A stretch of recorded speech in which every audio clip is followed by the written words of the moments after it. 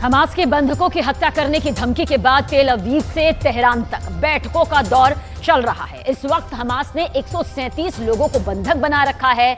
Hamas ने Israel से मांग की, अगर उनकी मांगें पूरी नहीं हुई तो वो बंधकों को मौत के घाट उतार देंगे। इजरायल ने अभी कोई प्रतिक्रिया नहीं दी, लेकिन 24 घंटे में गाजा में 250 हमले बता रहे हैं कि इजरायल के प्रधानमंत्री बेन्यामिन नेतन्याहू का आखिर अगला रुख क्या होगा।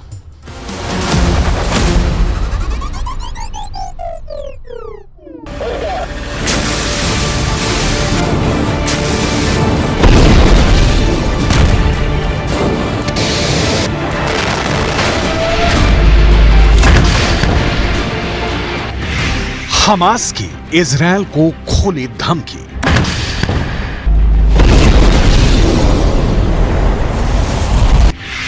एक भी बंधक जिंदा वापस नहीं जाएगा। नेतन्याहू की खामोशी से उठे सवाल। 137 बंधकों का क्या होगा?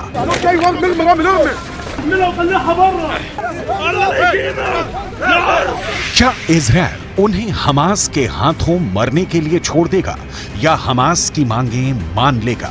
हमास के प्रवक्ता अबू उबैदा ने इंटरव्यू में कहा,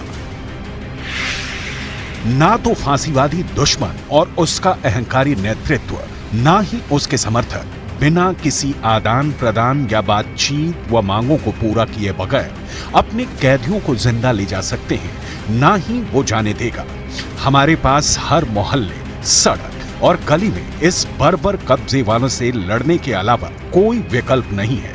दुश्मन के विनाश का मकसद हमारे प्रतिरोध की ताकत को तोड़ना है, लेकिन हम अपनी भूमि पर एक पवित्र युद्ध लड़ रहे हैं। हमास की मांगे मानना इजरायल के लिए आसान नहीं है, लेकिन मुश्किल यह है कि इजरायल बंधकों को मरने के लिए छोड़ देता है तो फिर विश्व बिरादरी के आगे उसकी नाक कट जाएगी। मतलब इजरायल के प्रधानमंत्री बेन्यामिन नेतन्याहू के आगे कुआं है और पीछे खाई। अगर हमास की बात मानते हैं तो उन्हें तत्काल युद्ध विराम घोषित करना होगा, जो इजरायल नहीं चाहता, और बंधकों को उनके हाल पर छोड़ देते हैं तो इजरायल की जनता उन्हें माफ नहीं करेगी। सवाल है, फिर नेतन्याहू आगे क्या करने जा रहे हैं? इसकी डिटेल आपको आगे दिखाएंगे कि नेतन्याहू के पास बंधकों को छुड़ाने का प्लान क्या है। उससे पहले हमास की उन मांगों की लिस्ट देख लेते हैं जिसे पूरा नहीं करने की सूरत में हमास ने सारे बंधकों को मौत के घाट उतार देने की धमकी दी है। पहली मांग, इजरायल को तत्काल सीज फायर की घोषणा करनी होगी। दूसरी मांग, इजरायल को गाजा पट्टी तक आने वाली ईंधन की लाइनों को फिर से बहाल करना पड़ेगा। तीसरी मांग, बंधकों की रिहाई के बदले इजरायली जेलों में कैद फिलिस्तीनी कैदियों को रिहा करना होगा। इजरायल डील करने में यकीन नहीं रखता, वो ऐसी सौदेबाजी को हथियारों से तय करता है, हमले से तय करता है। इजरायल की सेना का कहना है कि उसने 24 घंटे में 250 टारगेट को निशाना बनाया। इन हमलों में 297 फिलिस्तीनी लोगों की मौत हुई है, 500 से ज्यादा घायल हो गए हैं। हमास ने कहा है कि 7 अक्टूबर से अब तक 18,000 से ज्यादा फिलिस्तीनी मारे गए हैं। इजरायल का कहना है कि उसने 7,000 हमास के आतंकियों को मार गिराया है। ऐसा करते हुए इजरायल के 98 जवान शहीद हो गए हैं और 600 से ज्यादा जख्मी हुए हैं। हर युद्ध की कीमत चुकानी पड़ती है, लेकिन इसकी सबसे ज्यादा कीमत तो बंधक चुका रहे हैं।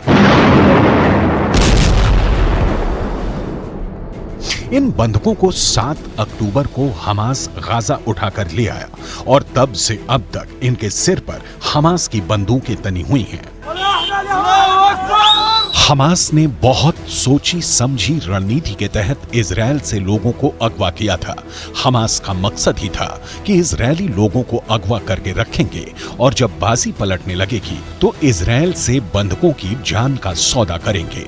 हमास वही कर रहा है, लेकिन हमास की परेशानी ये है कि नेतन्याहू बावजूद इसके गाजा की तबाही पर रोक नहीं लगा रहे हैं। क्यों? इसे जानने के लिए आपको सिर्फ 2 मिनटों का इंतजार करना होगा, क्योंकि उससे पहले बंधकों की पूरी डिटेल समझनी जरूरी है। इजरायल और हमास के बीच संघर्ष विराम हुआ था, जो 1 सप्ताह के बाद 1 दिसंबर को टूट गया। इसमें 105 बंधकों को हमास ने रिहा किया था, जिसमें से 80 इजरायली थे। इनके बदले इजरायल ने 240 फिलिस्तीनी कैदियों को रिहा किया था। इजरायल का कहना है कि अब भी 137 बंधक हमास के कब्जे में हैं। हमास 137 बंधकों के बदले इजरायल को झुकाना चाहता है, लेकिन नेतन्याहू के रुख को देखकर नहीं लगता कि वो इस वक्त किसी भी तरह के समझौते के मूड में है। यूएन में अमेरिका ने जब युद्ध विराम के प्रस्ताव पर वीटो किया तो इसका मतलब यही निकलता है कि इजरायल हमास का पूरा सफाया करके ही दम लेना चाहता है। लेकिन इस बीच वो बंधक है जिनके परिजनों का रो रो कर बुरा हाल है। इस बीच कतर है, जिसका कहना है कि फिर से सीज फायर कराने की कोशिशें जारी हैं। लेकिन दूसरी ओर कतर ही कह रहा है कि इजरायल की बमबारी सक्सेसफुल रिजल्ट देने में बड़ी अड़चन है।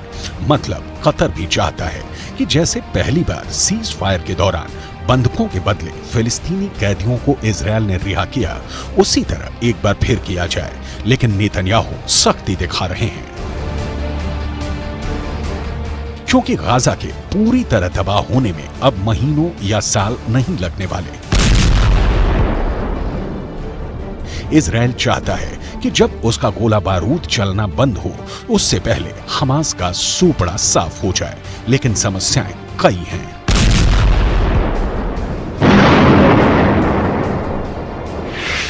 हमास ही नहीं, इजरायली सैनिकों को एक और से जंग लड़नी पड़ रही है, और ये जंग है सैनिकों की बीमारी। इसके अलावा यमन के हूती हैं, जिनका हमला रुक ही नहीं रहा। इसके साथ ही हिजबुल्लाह है, जो लगातार धमकी देते हैं, और तो और ईरान है, जो लगातार इन संगठनों को खाद पानी देता है। बेंयामिन नेतन्याहू सत्ता में सुरक्षा की गारंटी देने के साथ आए थे, लेकिन 7 अक्टूबर के हमले ने उनकी गारंटी की चिंदी बिखेर दी। अब नेतन्याहू के सामने युद्ध है, और इस युद्ध में इजरायल की जीत की गारंटी पूरी करनी है। लेकिन नेतन्याहू फंस गए हैं।